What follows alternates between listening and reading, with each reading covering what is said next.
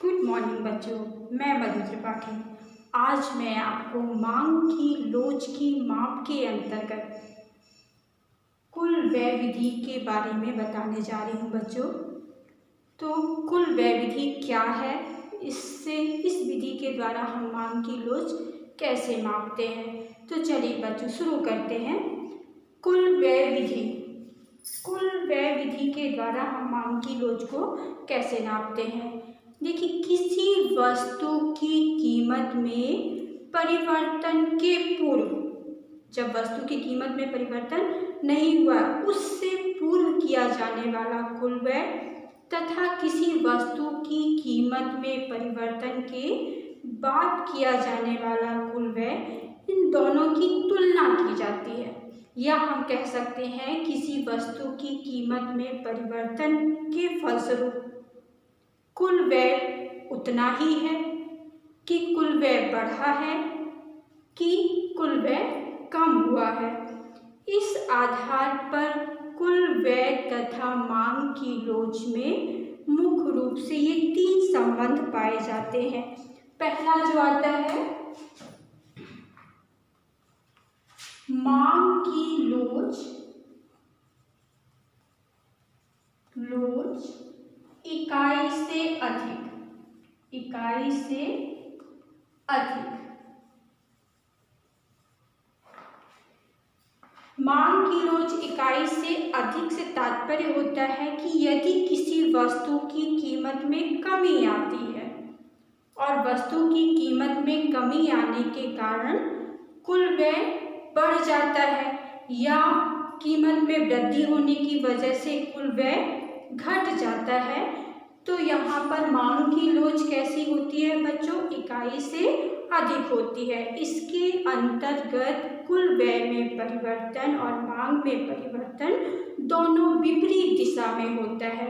देखिए, इसे एक तालिका के माध्यम से हम समझ लेंगे। यहाँ पर मैं तालिका बना देती हूँ। कीमत, यहाँ हम मांग को रख देते हैं। ये है कुल व्यय और चौथा कॉलम जो है मांग की लोच।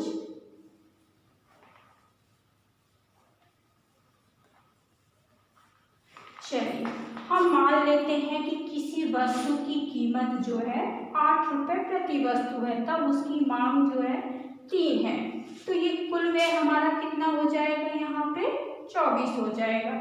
यदि वस्तु की कीमत घट करके 8 से 7 हो जाती है और हमारी मांग कितनी है, यहाँ पे 4 हो जाती है, तब ये कुल व्यय कितना हो जाएगा, 28 हो जाएगा। तो देखिए बच्चों, कीमत क्या हुई, 8 से 7 हो गई, घट गई है, और कुल मांग क्या हो गया हमारा, पहले से बढ़ गया है। दोनों में विपरीत दिशा में परिवर्तन हो रहा है। कीमत घट रही है और कुल व्यय बढ़ रहा है। जब इस तरह की स्थिति होती है तो वहां मांग की लोच जो है वो होती है E>1, मतलब इकाई से अधिक। अब इसी तालिका को हम क्या करेंगे, चित्र के माध्यम से इसको समझेंगे। ये देखिए, ये OY अक्ष है और ये OX अक्ष है। हमने OY अक्ष पर कीमत को लिया और यहाँ पर OX अक्ष पर मांग को रखा है। यदि किसी वस्तु की मांग क्या है, OQ है, यदि उसकी कीमत कितनी है, OP कीमत पर मांग कितनी है, OP कीमत पर मांग OQ है। यदि वस्तु की मांग घट करके OP से OP1 हो जाती है, तब वस्तु की मांग OQ1 हो जा रही है। यहाँ पर ये हमारा जो है DD जो है वो हमारा मांग रेखा है, और यहाँ पर हम देखिए नाम भी दे देते हैं, R1, यहाँ इसको N नाम दे देते हैं। तो देखिए बच्चों, पहले जब हमारी कीमत OP पी थी, तो हमारा और मांग कितनी थी हमारी ओ क्यू थी, तो हमारा कुल व्यय जो था वो ओ पी आर क्यू क्षेत्रफल के बराबर था। लेकिन जैसे ही मांग में कमी आ गई, मांग ओपी 1 हो गई तो हमारी कीमत ओपी 1 हो गई तो मांग कितनी हो गई ओ क्यू 1 हो गई है। मतलब हमारा कुल व्यय जो है परिवर्तन के बाद ओ पी 1 आर 1 क्यू 1 हो गया है।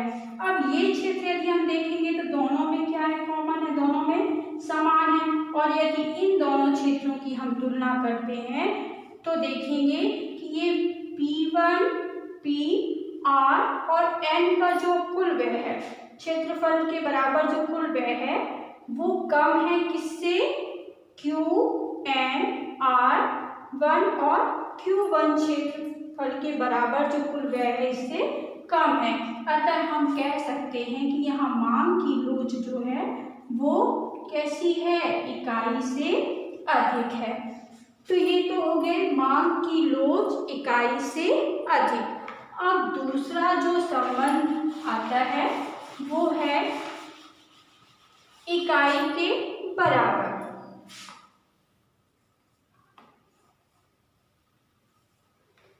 दूसरा इकाई के बराबर, मांग की लोच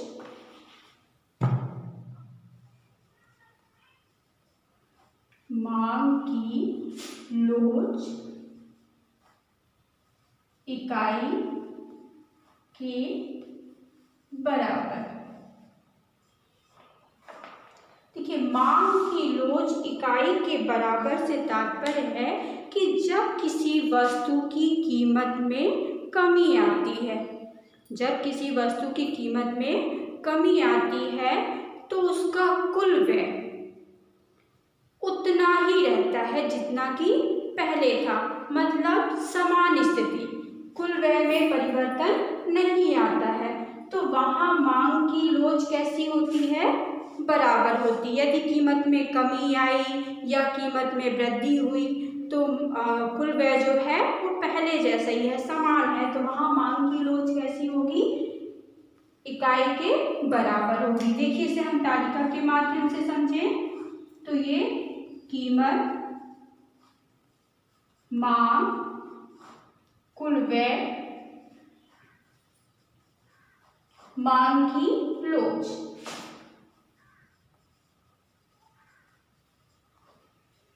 अब यदि कीमत को हमने यहाँ पे 6 ले लिया और मांग उस समय हमारी कितनी है, 5 है।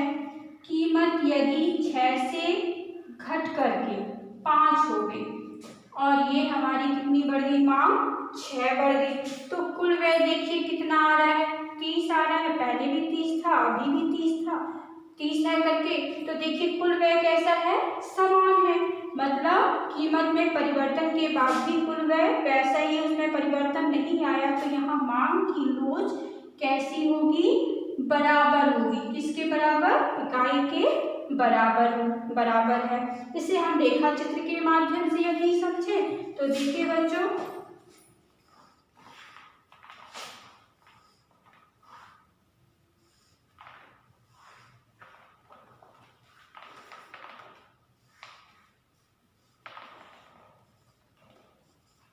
ये हमारा OY अक्ष और ये है OX अक्ष। यहाँ हमने मांग को लिया, यहाँ पे कीमत को दर्शाया है। अब यदि हमारी कीमत क्या है, OP है, तो उस समय मांग हमारी OQ है और कुल किया जाने वाला व्यय जो है वो कितना है हमारा, OPR Q क्षेत्रफल के बराबर है।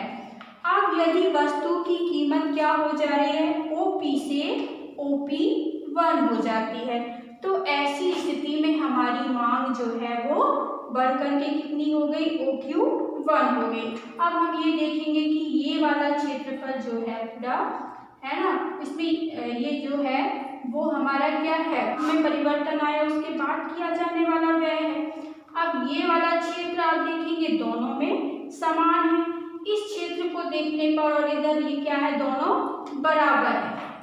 P1 PRN क्षेत्रफल के बराबर जो कुल व्यय है वो बराबर जो कुल व्यय है वो किसके बराबर है, इस क्षेत्रफल के व्यय के बराबर है। अर्थात हम कह सकते हैं कि यहाँ मांग की लोच कैसी है, वो इकाई के बराबर है। कुल व्यय बच्चों कैसे निकालते हैं हम, यहाँ P गुणित Q करके हम क्या कर लेते हैं, कुल व्यय निकाल लेते हैं। ये P है और ये डिमांड जो है, हमारी मांग जो है, मात्रा जो है वो क्या है, Q है।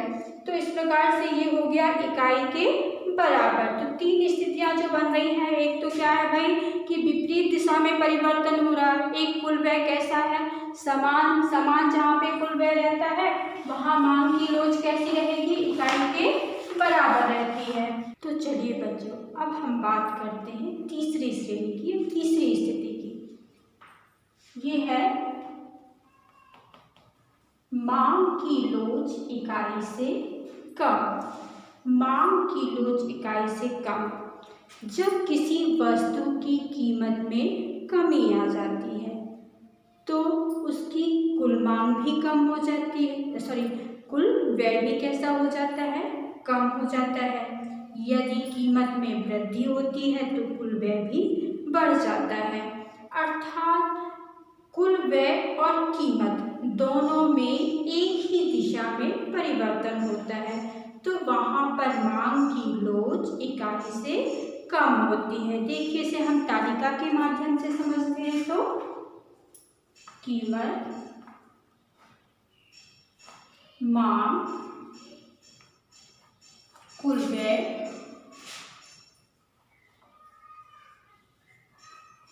मांग की लोच।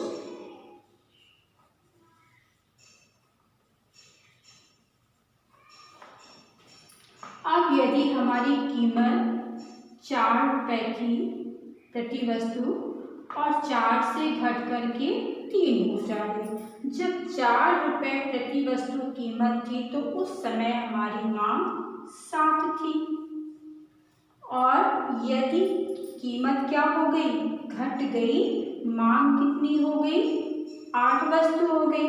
तो देखिए यहाँ पे ये कुल व्यय हमारा जो है वो कितना था, 28 था, और जब कीमत कम हो गई, 3 से 4 रुपए कम हो गई, तो उस समय कुल व्यय कितना हो गया, घट करके 24 हो गया। तो यहाँ मांग की लोच बच्चों क्या होगी, इकाई से कम होगी। तो जब किसी वस्तु की कीमत में कमी आने पर उसके कुल व्यय में भी कमी आ जाए या कीमत में वृद्धि होने पर कुल व्यय में भी वृद्धि हो जाए तो वहाँ मांग की लोच कैसी होती है, इकाई से कम होती है। अब यदि इसे हम रेखा चित्र के माध्यम से समझते हैं बच्चों, तो देखिए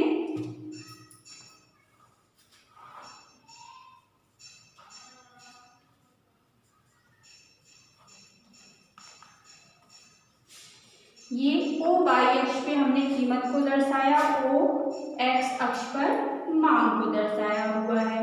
यदि हमारी क्या है, कीमत OP है तो उस OP कीमत पर मांग कितनी है हमारी, OQ है। यदि कीमत में कमी आती है, OP से कीमत घट करके कितना हो जा रही है, OP 1 हो जा रही है, तो ऐसी स्थिति में हमारी मांग जो है वो बढ़कर कितनी हो रही है, OQ1 हो जाती है। ये मांग रेखा है, यहाँ पर हम R1 ये N हमने दर्शा दिया है।